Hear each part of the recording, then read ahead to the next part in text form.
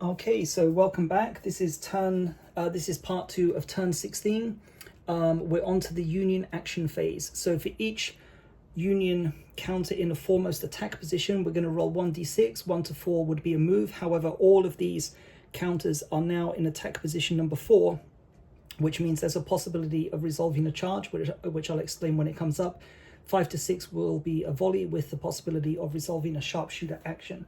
So we start off with attack track A, no counters throughout the game, no counters in attack track A. Attack track B, 63rd New York. So 1d6, 1 to 4, we check for a charge. So because we rolled a 2, that would be a move, but because it's in attack position number 4, we roll 1d6 again. If it's 1 to 4 again, it's a charge. If it's 5 or 6, it's a volley, and we get a 5, so it's going to be a volley. So let's go through the modifiers. Smoke, no modifier. Range for the Union, no modifier. No exposed token. So 63rd New York has a cohesion of 4. So 1 to 4 on d6 will inflict 1 hit. 5 to 6 will be a miss. 1, natural 1, we check for a sharpshooter event, and we get a 3. So that's a hit on the 2nd North Carolina, and that reduces it from its maximum of 5 down to 4.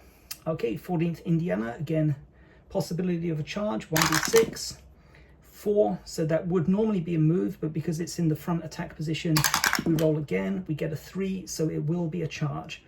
Okay, so a charge is 1d6 plus cohesion versus 1d6 plus cohesion. Highest number wins. If it's a draw, the defenders 14th North Carolina will win. So we're going to roll 1d6 plus 3 for the 14th Indiana. We get a 5 plus 3 is an 8. We're going to roll 1d6 for the 14th North Carolina, and we get a 4. So that's 9. So Confederates win, inflict 1 hit on the 14th Indiana, and that brings them down to 2. So good news for us, because we want to try and get rid of these guys. Okay, 130th Pennsylvania, 1d6 is a 5, so we're going to resolve the volley. Modifiers, no smoke, no range, no exposed token, so 1 or 2 will be hit, 1 will be a sharpshooter, 5 is a miss. Okay, and finally 29th Massachusetts, 1, so that would be a move in any other attack position. Attack position number 4 we re-roll, and we get a number 1, so it's going to be a charge. So 1d6 plus 4, 1d6 plus 5. 29th Massachusetts first is going to be a 5 plus 4 is 9. So this could be difficult to beat. 30th North Carolina, oh, we did it. 5 plus 6, 11. So we inflict 1 hit on the 29th Massachusetts, reducing their cohesion from 4 down to 3.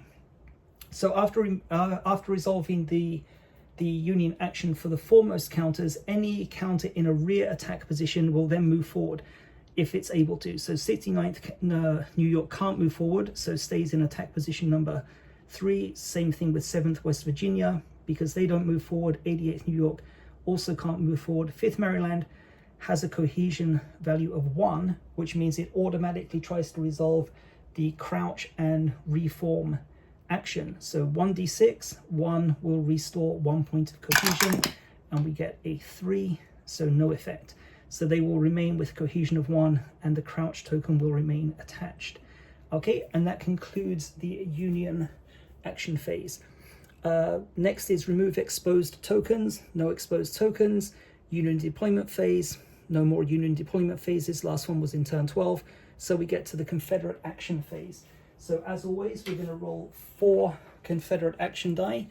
We resolve each result. Oh, upside down again. We resolve each.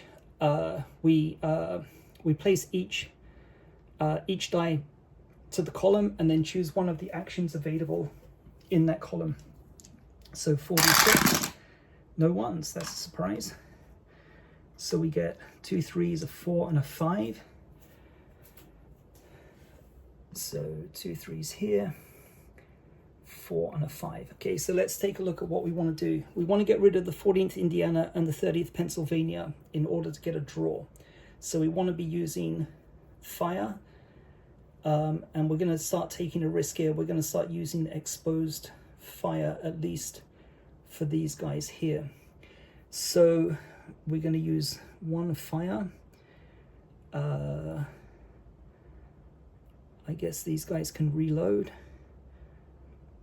4th North Carolina can fire, and I guess 2nd North Carolina can use oblique fire. So that's what we're going to do. So this is these three, or could I use boosted?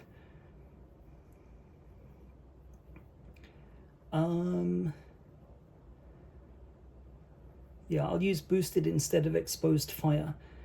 Okay, so these two are going to give a boosted action to the 14th North Carolina.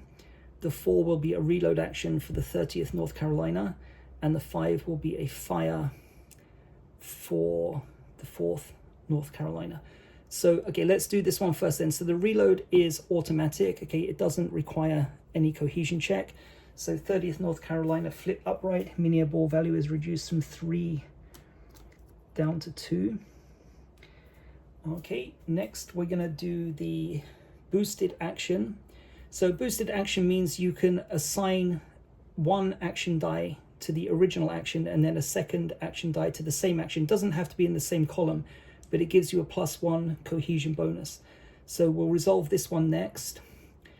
Let's go through the modifiers. Actually, we don't need to. It's +1. Yeah, okay, I'm going to go by the rules. We've assigned the die then. I've kind of made a mistake there. I forgot about the range modifier. Okay, so there's no smoke modifier. There's a +1 range modifier, and it's a boosted action. So it's gone from 5 to 6 to 7 for the boosted action, which kind of wasted a die there, but I'll play by the rules. However, I do need to roll because the mini ball value is 2 or more. So a roll of 1 is devastating fire, which will inflict 2 hits and take out the 14th Indiana. Anything else will be will inflict 1 hit, and we get a 4. So that's going to be a hit. Cohesion from the 14th to the 14th Indiana is now reduced to 1, and we turn 14th North Carolina 90 degrees, indicating it will have to reload on a subsequent turn. Okay, so that takes care of these 2 die. Then we've got 5 is a fire for the 4th North Carolina against the 30th Pennsylvania, 130th Pennsylvania. No smoke modifier, +1 for range. So again, it brings us up to 6, but the mini ball value is 2 or higher. So it's an automatic hit, but we still need to roll because an automatic, a natural 1 will result in devastating fire. And I thought that was going to come up as a 1 there. Okay, a 3. So 130th Pennsylvania is reduced to cohesion 1. So actually, not bad there. They're going to turn 90 degrees, and again, they will have to reload in the subsequent turn. So actually, apart from you making a mistake with the boosted action, like pretty successful there. That's kind of like that's doable now. So we'll come back to that in a future turn. So that's all 4 action die resolved. That concludes the Confederate action phase. End of turn phase. There's no smoke token. 5th Maryland still has a cohesion of 1, so the crouch token remains attached. So no tokens to remove, and that's the end of turn 16. So we're going to scratch that off as well here. 4 turns remaining. Okay, guys, so thanks for watching, and I'll see you in the next video.